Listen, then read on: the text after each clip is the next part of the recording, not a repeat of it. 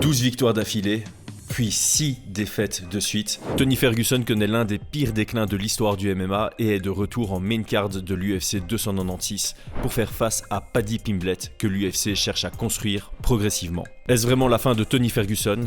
Avons-nous réellement besoin d'une nouvelle confirmation ? Ou peut-il créer la surprise face à Paddy Pimblett en pleine confiance, invaincu en 4 combats à l'UFC ? C'est l'analyse qu'on vous pond maintenant dans cet épisode du Game Plan, le numéro 62, avec Brian Boulan. Paris sur le MMA avec Unibet. Quelle sera l'issue du combat ? Une soumission ? Un KO ?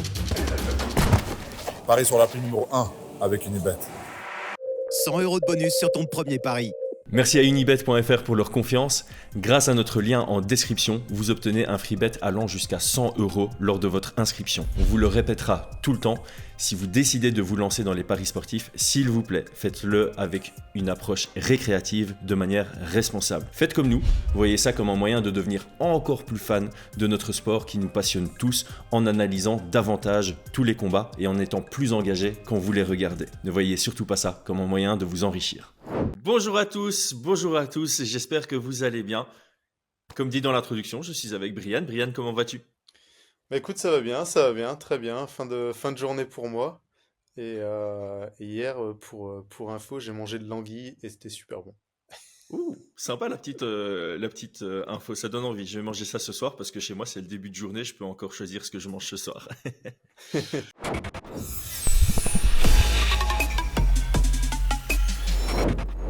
Unibet.fr nous donne aujourd'hui Paddy Pimblett à 1,33, Tony Ferguson à 3 tout rond. On est donc vers un 70-30 pour Paddy Pimblett. Qu'est-ce que toi tu en penses ? Franchement, si tu m'aurais dit ça il y a 3 ans, 4 ans, 2 ans, de quoi tu me parles, tu vois. Ouais, bah, je vais être honnête, hein, je trouve pas ça déconnant, hein. Moi, je vois Pimblett largement favori et j'expliquerai pourquoi. C'est pas du tout pour manquer de respect à Ferguson, mais je vois et je suis vraiment vraiment triste, hein, de dire ça parce que je pense que Pimblett il a pas le niveau de monter bien plus haut, mais ce match-up, ouais, je vois un 70-30, je suis plutôt ok. Ouais, je trouve ça dur à estimer parce qu'il y a certaines inconnues comme ça qui peuvent faire bouger ton range. Mais en fait, j'ai vraiment beaucoup de mal à voir Tony Ferguson emporter ce combat. Donc, je peux même me positionner vers un 80-20 en fait dans cet affrontement. Mais effectivement, c'est difficile de dire ça parce que je te rejoins. Pour moi, aujourd'hui, bon, Paddy Pimblett, il reste encore jeune. On voit tout de même une certaine progression depuis qu'il est à l'UFC. Mhm. Mais sur son dernier combat et sur son run UFC, clairement, il n'a pas encore le niveau top 15. Je ne sais pas s'il faut mettre le encore dans la phrase ou pas, mais il m'a pas encore convaincu d'être un potentiel futur top 15. On va voir comment il continue à s'améliorer.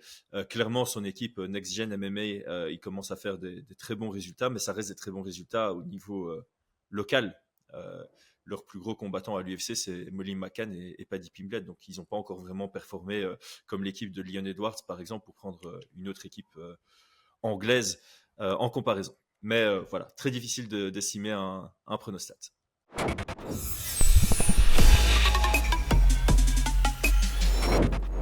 Commençons par Tony. Qu'as-tu de bon à dire sur Tony Ferguson d'aujourd'hui ?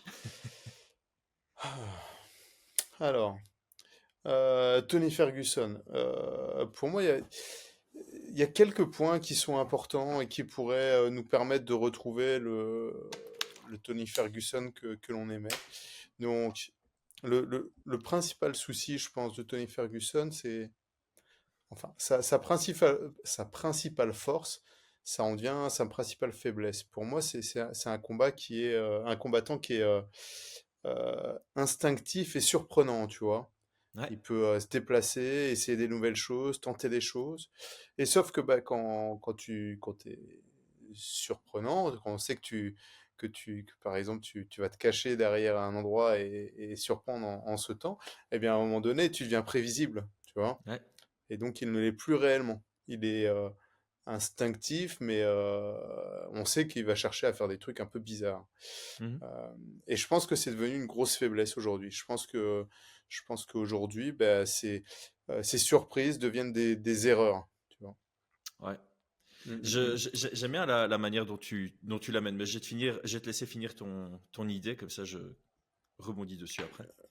Voilà, je pense que dans ses forces, il a toujours du punch. Il a toujours du punch. On l'a vu contre Chandler, hein, il touche à un moment donné. Et je crois il prend même le premier round. C'était pas.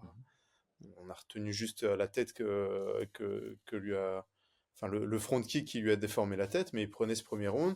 Je me crois que contre Ned Diaz, il prend le 2 et 3, un truc comme ça. Non, non, Donc, Ned Diaz, c'est sa pire performance ah des non, six non, derniers non, non, combats. non. Ah oui, oui, oui. Non, non. Il y a un juge qui va prendre le 2 et 3 dedans. Le premier, juste. T'es Il y sûr? a un juge qui le voit prendre le premier. Ouais, j'ai regardé hier. Ah, ok, ok. Mais, euh, mais je pense qu'en gros, c'est vraiment une question d'ajustement. Et je vais vous donner, moi, mon point de vue sur ça. Ces ajustements, ils sont relativement minimes. Pour moi, c'est les deux points essentiels. C'est son mental. Je pense qu'il y a un gros, gros, gros problème de mental. Il a perdu beaucoup de choses. Et ses erreurs. Il va faire des Mm. choix stratégiques complètement Ouais. hallucinants et il perd ses combats, notamment contre Bobby Green. Il part sur un Imanari Oui, roll. ouais. T'es là, tu fais qu'est-ce que tu fais? Il perd son round. Et il part sur un buggy shock dégueulasse et il se fait étrangler. Un buggy shock avec le bras qui est déjà là. Enfin, et à un moment donné. Donc, c'est vraiment des stratégies, des erreurs de sa part. Et Ouais. ça, pour moi, c'est les deux gros points qui font qu'il est en chute, quoi. Ouais, moi je vais en rajouter un. J'ai écrit un pavé là pour être sûr d'amener ça correctement au monde. Donc, enfin au monde, au petit monde qui nous écoute. Ah bah tiens, je vais y penser maintenant. Commentez avec votre pronostic, likez la vidéo et abonnez-vous. Voilà, que ça c'est fait. On passe à la suite.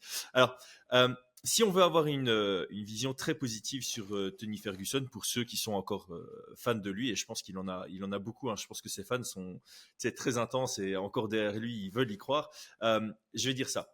Justin Gaethje, Charles Oliveira, Benil Dariush, il n'y a pas de honte. Il n'y a rien de honteux à perdre contre eux, même d'affilée. Voilà, ça te fait un 0-3, mais on a déjà, enfin, on va prendre un Peter Yan par exemple, ben, il est à 0-4 le gars, mais c'est rien de honteux. C'est contre des bons combattants.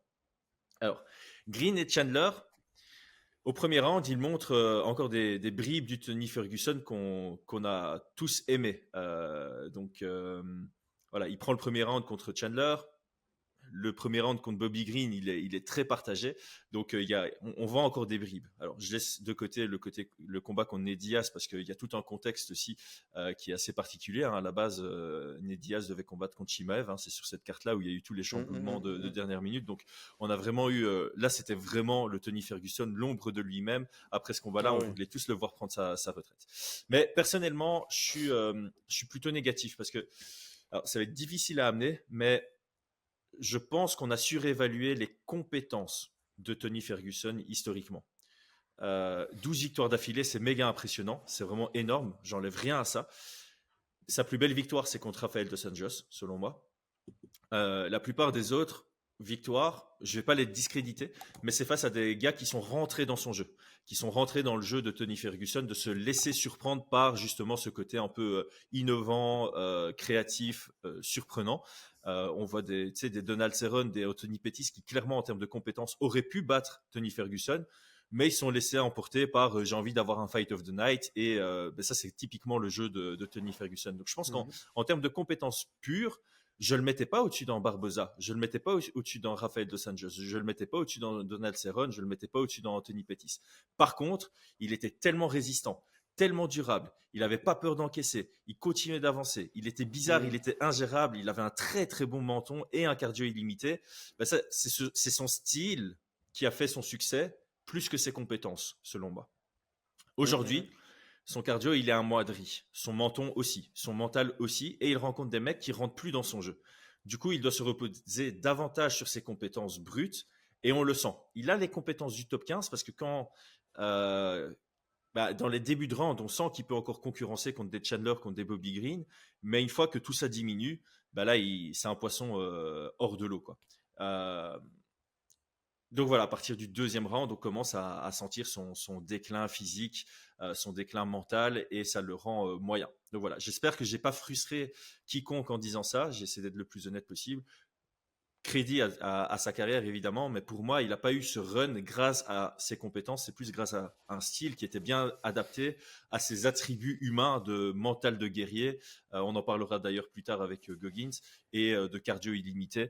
Et tout le respect, enfin, ça reste des compétences en soi, mais ça reste pas des compétences techniques, on va dire. C'est hors de ça. Je sais pas comment tu ressens le monologue Ah, que mais je viens de dire. je te rejoins entièrement, hein, et je pense que c'est pas le premier combattant comme ça qui fait un run incroyable, et puis à un moment donné, euh, les adversaires se disent, ok, mais en fait, si je vais pas dans ce jeu-là, si je laisse pas prendre ce tournant du combat, je peux le battre assez facilement.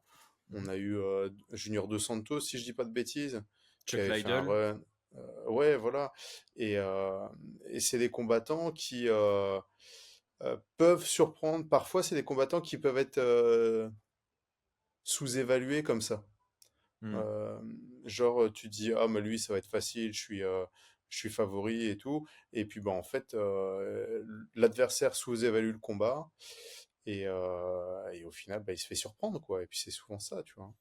Mhm. Regarde Kevin Lee, je pense qu'il est en train de le battre, il se fait surprendre à la fin avec la fatigue. T'es là, tu te dis, ouais, c'est, oui, oui, je te rejoins entièrement là-dessus. Je pense par contre que ça sera intéressant qu'on parle aussi sur cette question de mental. Ouais. Euh, sur ces derniers combats, j'ai vraiment l'impression que euh, qu'il a peur de se faire mettre KO et de perdre, tu vois. Ouais, Et il y a vraiment un changement d'attitude ouais, quand tu compares son combat contre Bobby Green justement, ou même contre Ned Diaz, où tu ressens justement un côté peur qu'il n'avait pas du tout, pour reprendre cet exemple, contre RDA, qui a été ouais, absolument splendide, quoi. manque de confiance, et puis il va surengager un petit peu sa défense. Tous les kicks qui arrivent, il descend les mains, tu vois. Plein de petits éléments qui perd un petit peu contre Bobby Green, je crois, à un moment donné, où il remet un peu de pression et ça commence à revenir un peu dans son sens. Mhm. Mais mais en même temps, c'est normal, hein, t'as autant de défaites, t'as pris un KO monstrueux contre Chandler, enfin voilà, tu t'es fait Et puis détruire par Gaethje, quoi, enfin. Gaethje et tout. Je pense qu'à un moment donné, tu commences à plus avoir confiance, bah, dans ton menton, dans tes réflexes, et et ça, je pense que c'est un problème. Mm. Ça peut se régler avec de la préparation mentale sûrement, mais je pense pas qu'il ait choisi de faire euh, appel à un préparateur mental sur ce camp, mais on en parlera plus tard. Ouais, on va garder ça pour un peu plus tard sans faire de spoil. Bon, on est en train de faire une longue partie sur Tony Ferguson, mais Hmm. ça me semblait nécessaire. On va quand même passer en revue un peu le style de Paddy Pimblett. Alors, je vais te passer en revue les points que moi j'ai notés, et puis tu Ouais. compléteras. Donc, le premier point que j'ai noté, je pense que tout le monde sera d'accord avec ça. Style énergivore et généreux partout, que ce soit debout, en lutte, au sol. C'est quelqu'un qui fonce dans l'action, et qui a plus une optique offensive que défensive. Du coup, il est difficile à lire. Le côté, enfin, deux adjectifs qu'on a utilisés pour Tony Ferguson et qui fonctionnent bien pour Paddy aussi, c'est innovant et créatif. Hein, c'est surtout dans le domaine du grappling, mais même dans le domaine du Mhm. pied-point. Je trouve qu'il fait des trucs, voilà, qu'on voit pas toujours. Très opportuniste. Par contre, la défense, principalement debout, c'est quasi inexistant, sans vouloir manquer de respect. Mhm, mhm, Voilà, mhm. c'est pas très beau, menton à l'air. Il fait beaucoup confiance à la déclaration qu'il avait une fois faite au micro de. C'était au Cage Warriors ou c'était à ses Scouser. débuts à l'UFC, mais ouais, Wisconsin don't Mhm. get knocked out. Donc, il traduit par nous qui venons de Liverpool, on ne peut pas se faire mettre KO. Je pense qu'il fait un peu trop confiance à ça et que ça risque un jour de salement se retourner contre lui. Et que si ça se fait, bah, il y a des gens qui vont prendre son interview et puis le low light où il se fait mettre KO. Est-ce qu'il y a quelque chose de plus que tu as envie d'ajouter sur le profil sportif de Paddy Pimblett? Écoute, je pense qu'on se rejoint sur pas mal de points. Je trouve qu'il y a quand même pas mal de ressemblances avec Ferguson, Mhm. notamment bah, sur sa perméabilité au coup. Je pense qu'il est Ouais, quand même beaucoup plus perméable aussi. Moi, j'ai noté qu'il était instinctif comme Ferguson, mais opportuniste. Et opportuniste, je trouve qu'il est très fort pour exploiter les erreurs, les petites erreurs de ses adversaires. Tu vois. ouais, Je pense pas qu'il soit créatif dans le sens où je pense pas qu'il vienne en se disant tiens, je vais essayer des choses en combat. Je pense qu'il est créatif à l'entraînement. ouais. Je pense que si tu tombes sur des anciennes vidéos, il te montre comment il va chercher des setups, de grappling, etc. Et c'est très créatif parce que physiquement, il a des longues jambes et tout, tu vois. Ouais, c'est vrai Et qu'il a, ça on pouvait le notifier aussi, c'est vrai qu'il a un format assez intéressant, ouais. justement pour ce genre de, tu sais, triangle sauté et tout ça, ou la prise de dos qu'il fait contre Jordan Leavitt est très intéressante aussi, et ça ne fonctionne que Mhm. si tu as des longs membres. Ouais, ouais, ouais. Et il y a plein de choses sur cette manière de guillotiner. Enfin, on voit que c'est un excellent grappleur quand même. Mhm. Et alors, dans ses forces, j'ai marqué, bah, Rio. à l'opposé de Ferguson, je pense qu'il est très fort mentalement. Peut-être que certains ne le connaissent pas avant l'UFC, mais il a fait des grosses guerres quand même face à des adversaires assez solides. Sur 5 rounds, il les a perdus ses combats sur certains, tu vois, avec des lutteurs un peu grinder, tu vois. Ouais, Namirani, Et il a perdu, et Sorenbach hein, en 5 rounds. Sorenbach, ouais. Ouais. Et donc, il est prêt à faire des grosses guerres. Puis même sur son combat qui était un peu euh, où la décision a été beaucoup discutée à l'UFC, tu vois, et ben il était encore présent, il était encore là, et encore confiant à la fin que c'était lui qui gagnait, tu vois. Et ça, c'est quelque chose. Comme tu l'as dit, Scoozer, je pense qu'il a un très bon mental, qui va pas avoir peur de se faire mettre KO, à l'inverse de Ferguson. Mm, mm, mm. Hmm.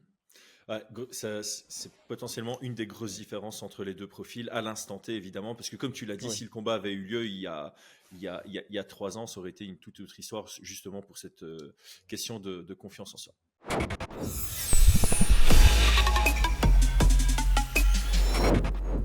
Alors avec tout ce qu'on a dit, si on est dans Ouais. le camp de Tony Ferguson, qu'est-ce qu'on propose?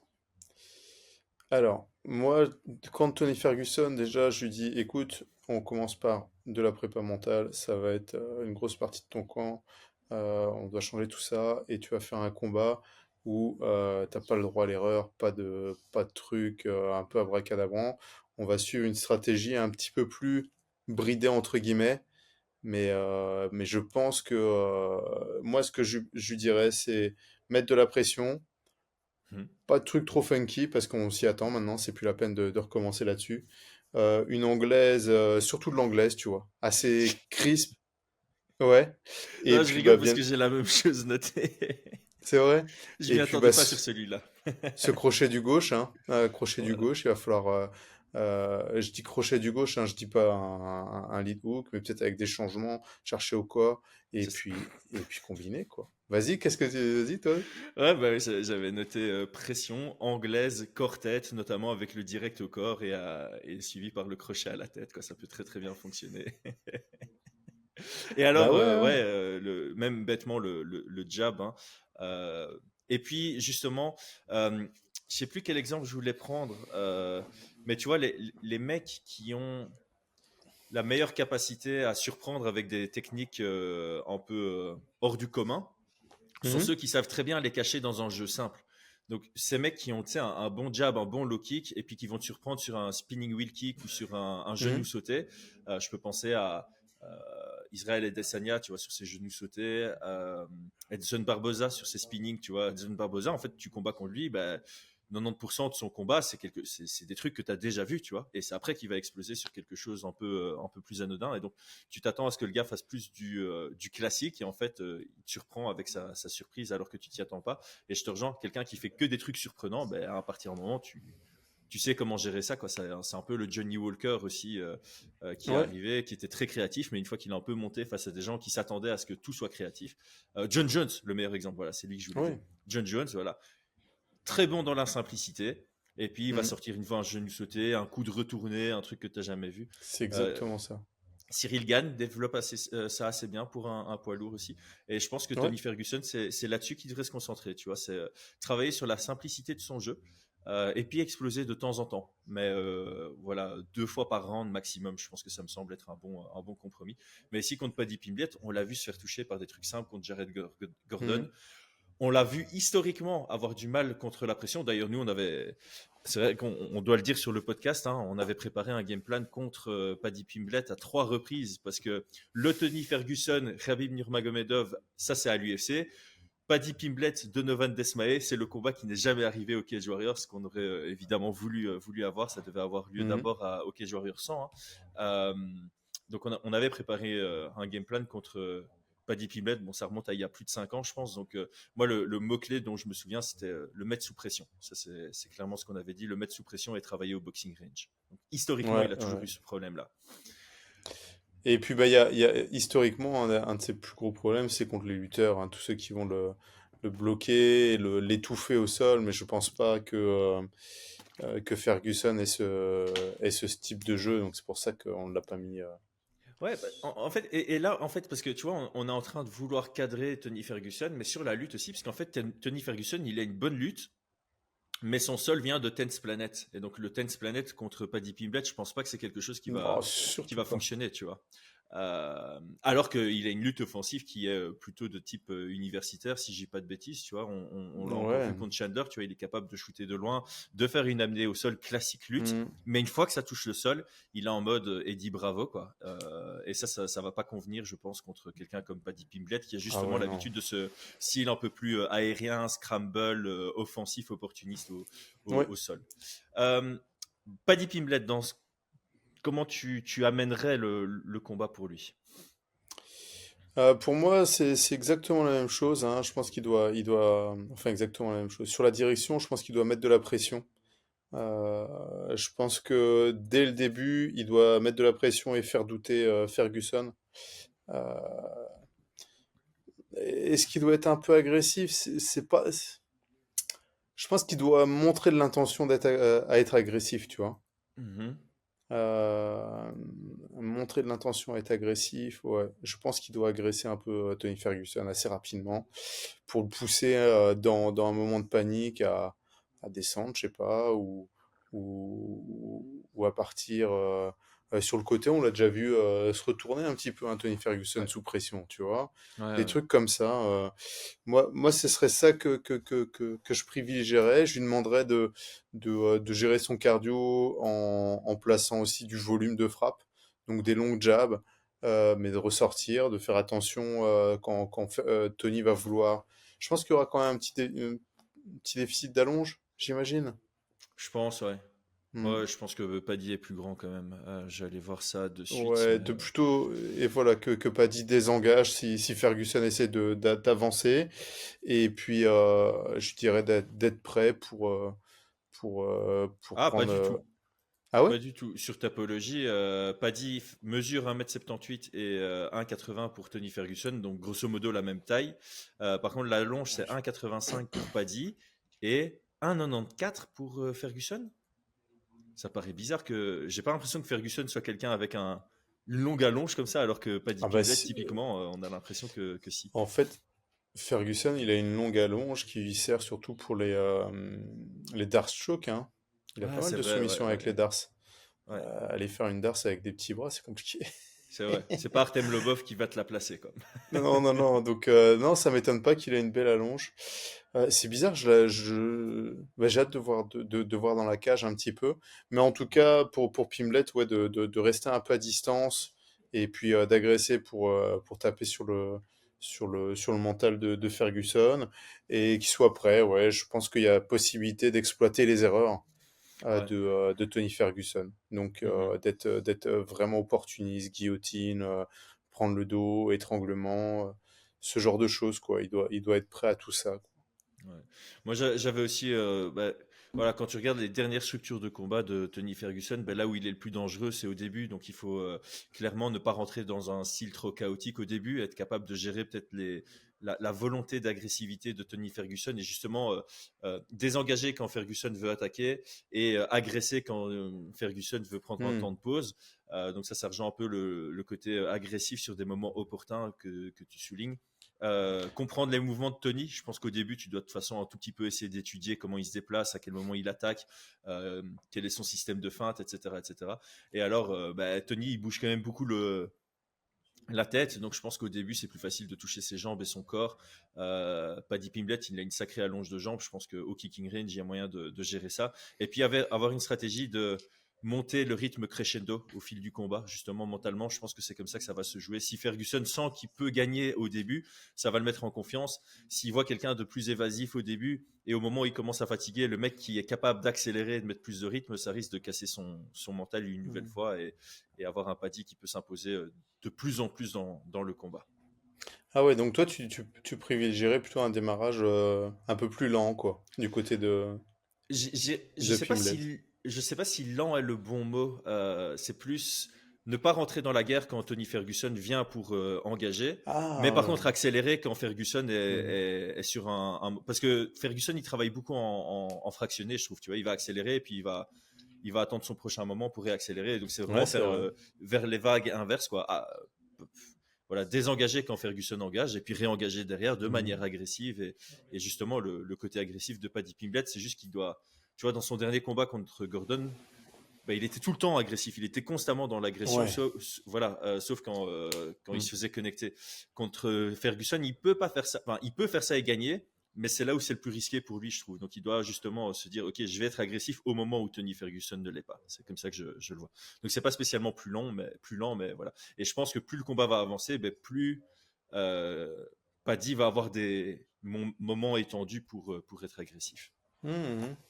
Écoute, ouais, je vois ce que tu veux dire. Moi, je pense quand même que ça pourrait être intéressant de le voir un peu agressif dans les 10-15 premières secondes pour tester un petit peu le, euh, le mental de Ferguson. Et puis, il y a un autre truc qu'on n'a pas parlé sur les enjeux de ce combat. Pour moi, c'est un combat.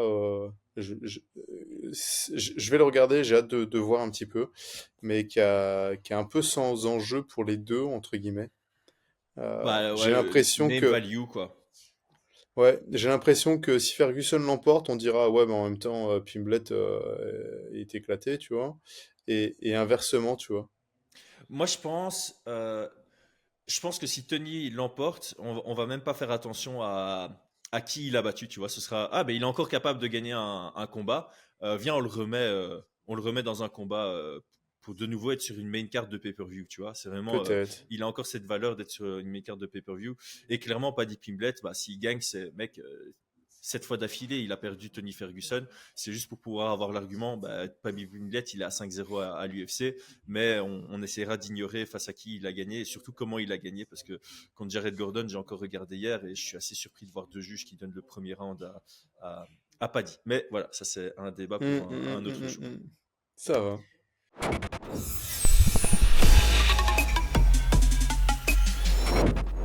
On se devait de parler de Goggins. On a déjà émis des bribes comme ça dans le podcast sur le mental et tout ça et tout ça.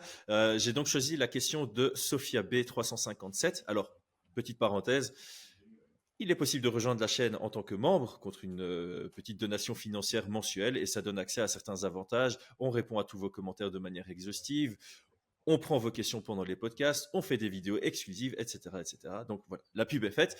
C'est un sujet qui a aussi été sélectionné par d'autres membres, Mathieu Rebourg, Yann Lee, etc., etc. Donc on vous remercie pour toutes vos questions. La question en clair, c'est que pensez-vous de la préparation choisie par Ferguson?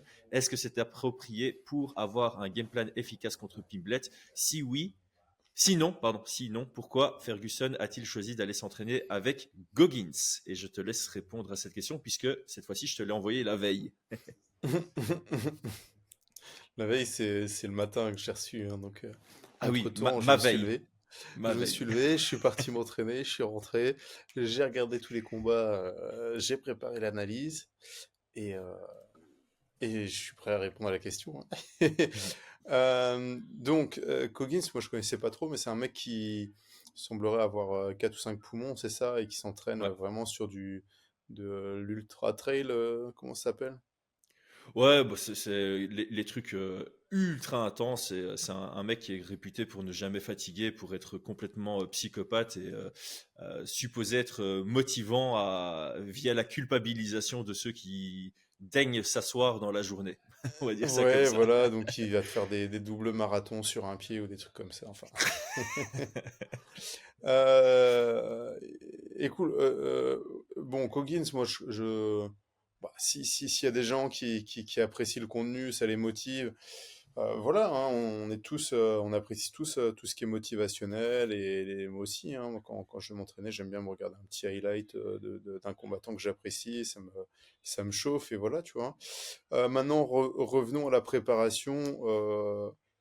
J'ose espérer que c'est pour faire de la pub, tu vois, pour le côté Mm. marketing. J'ose espérer que ce soit ça. Alors, je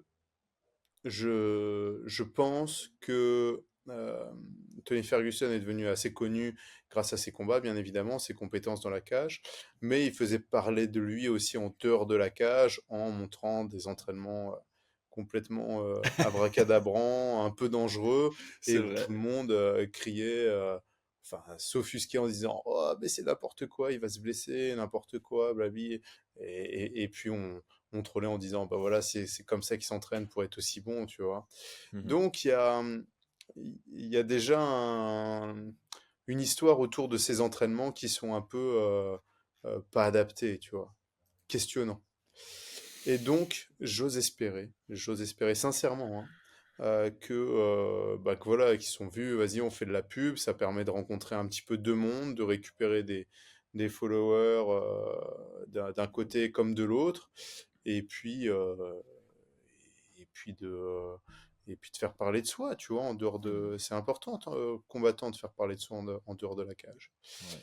Donc voilà, donc je vais partir sur ce principe-là parce que je crois dans le meilleur des gens, tu vois. Et clairement, s'il a fait appel à un type qui lui a fait faire je ne sais combien de kilomètres d'exercice jusqu'à lui brûler les muscles, eh bien, j'espère que si c'est le choix qu'il a fait, bah, que ça lui coûtera cher, quoi.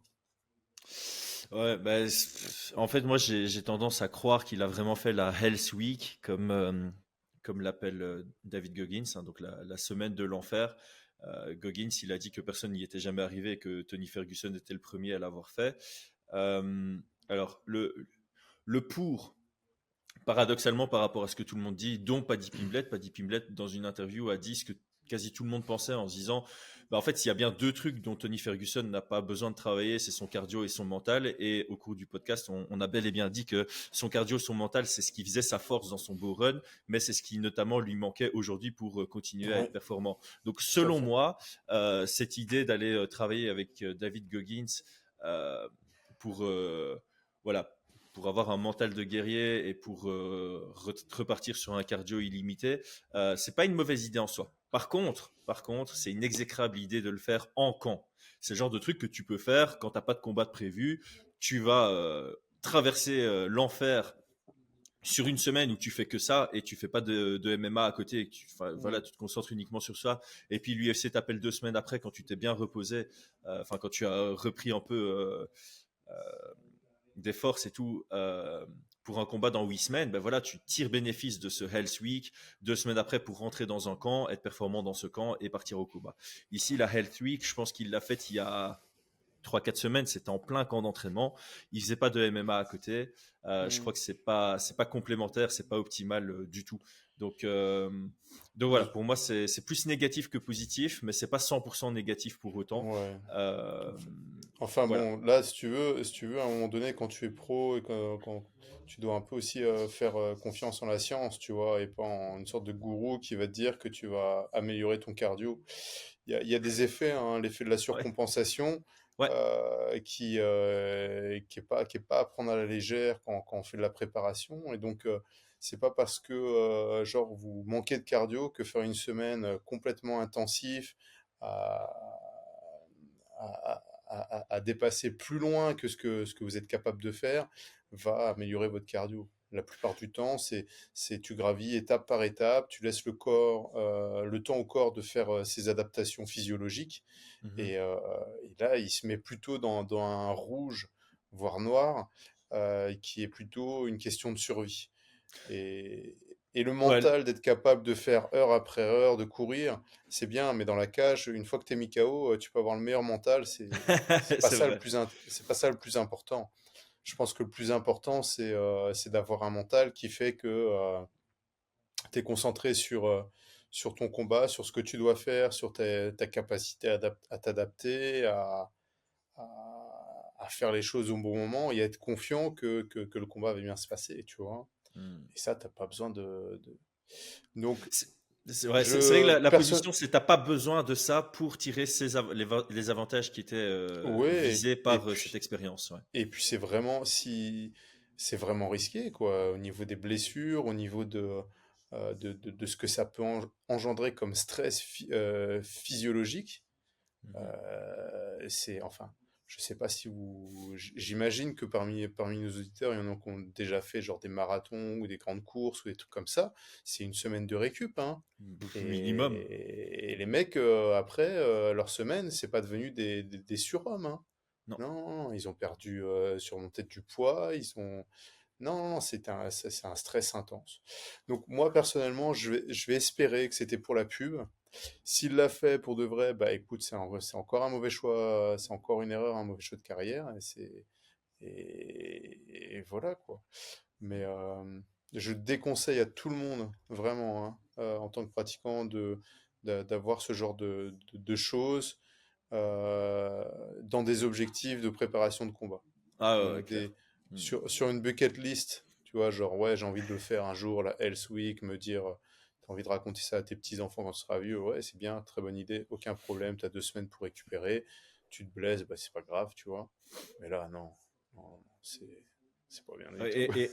et alors, je viens d'y penser, mais quand on dit Health Week, c'est H-E-L-L, c'est pas H-E-A-L-T-H, parce que la deuxième façon de l'écrire, tu peux faire ça toute ta vie, c'est mieux, tu vois, tu peux faire Health Life, ça c'est très bien, mais par contre, Ah la oui, Health Week de David Goggins, on va. Tu vois, je fais même des jeux de mots en anglais, mec, c'est incroyable. Ok, on a fait le tour de la question du monde, merci de l'avoir posée. ouais, c'est une... Personnellement, ah vas-y, vas-y. Non, c'est vraiment, c'est une bonne question, c'est intéressant. Dans tous les cas, rappelez-vous quand même quelque chose, c'est que entre ce qu'on fait à l'entraînement et ce qu'on montre aux caméras, il y a un monde, hein. Hmm.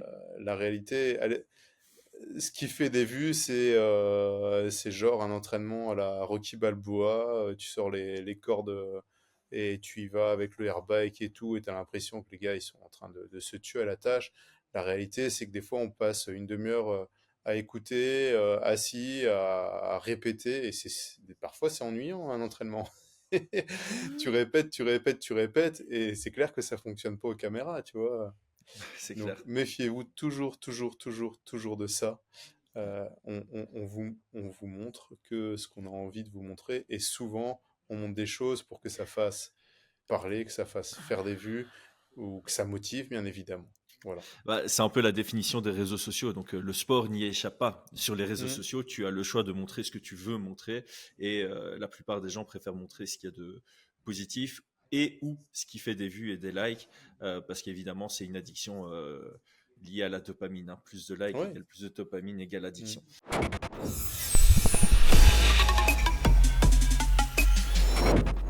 De mon côté, pas spécialement de préférence en fait sur ce combat-ci parce que je vois pas un Tony Ferguson remonter vers un title run. Donc oui, le voir gagner, ça me ferait plaisir pour me dire on n'a pas totalement perdu Tony Ferguson, mais est-ce que ça ne provoquerait pas un futur combat de nouveau contre quelqu'un de trop fort pour lui et puis de nouveau une dure défaite. Je me demande si une petite défaite à la décision ici serait pas le mieux pour lui pour qu'il raccroche enfin les gants parce que là, mec, cette défaite à un moment faut arrêter. Et franchement, responsabilité de l'UFC. S'ils le font combattre après une défaite contre Paddy Pimblett, je mets la responsabilité sur lui, l'UFC, tout son entourage, sa famille, ses amis, etc., etc. Même ses coachs. Je pense qu'à partir d'un moment, en tant que coach, tu dois dire, bah non, non, moi j'arrête de te coacher, tu trouves quelqu'un d'autre, c'est sans moi. Donc, pas spécialement de préférence sur ce combat. Mon pronostic, ce sera Paddy Pimblett par soumission dans la dernière reprise. Préférence, moi je voudrais voir Ferguson l'emporter de manière assez classe et puis poser ses gants.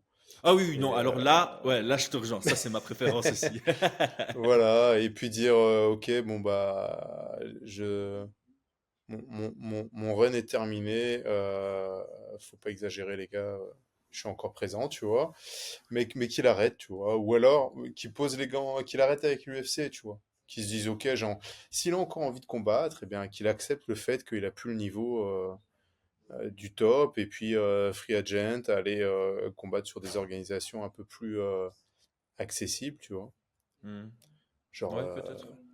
tu vois, ça pourrait être quelque chose, s'il a encore envie de combattre, pourquoi pas, mais plus à être envoyé au casse-pipe sur des combats, tu vois, et Ouais. là, il faut qu'il se protège, tu vois. Donc Ouais, je pense après, qu'il a on possible. connaît, enfin, tu vois, réalistiquement, on sait que l'UFC le laisserait pas partir comme ça. Ouais, bah alors qu'il raccroche les gants, voilà, je pense qu'il a d'autres choses à faire. Mais en tout cas, ce serait ma préférence. Mon pronostic, bah, je l'ai dit, hein, je vois Paddy Pimblett l'emporter. Euh, je sais pas du tout. Je sais pas du tout. Je pense qu'il serait capable de le soumettre, ouais, effectivement. Je pense qu'il serait capable de le soumettre. Ouais, pas dans les premiers rounds, mais Mhm. Ouais. étranglement. Un À la étranglement, Bobby Green, quoi. Ouais. ouais, étranglement arrière ou un anaconda choke, tu vois, un truc dans le genre, peut-être. Ouais, ouais c'est vrai on n'a pas vu Tony Ferguson taper sur une grosse clé de bras de Charles Oliveira et Non. sur un heel hook de Benil Dariush. Donc il y a des mecs comme ça hein, où sur les membres, tu sais pas les soumettre, ben, c'est ce qu'on dit tout le temps, il faut les étrangler dans ce cas-là. Parce qu'en Ouais, étranglement, si tu tapes pas, ben, tu t'endors. ouais, ouais, ouais. Ok, tout le monde, merci à tous pour votre attention jusque maintenant. Brian, merci pour ton excellente préparation. Franchement, ce podcast-là, j'ai absolument kiffé avoir cet échange avec toi. C'était super intéressant. C'est pas le combat le plus hype, c'est pas un combat entre deux top 15, mais ça valait le détour parce qu'il y a, voilà, il y a pas mal d'interrogations qui étaient très intéressantes à, à aller creuser. À creuser, ouais, je suis entièrement d'accord. Au final, j'étais pas à la base super emballé par l'analyse, mais je me suis rendu compte qu'il y avait plein de choses, ça restait super intéressant, et que maintenant, bah, je t'avoue que j'ai vraiment hâte de voir ce combat-là, tu vois.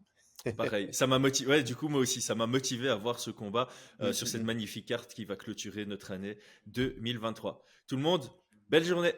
Ciao tout le monde, à bientôt.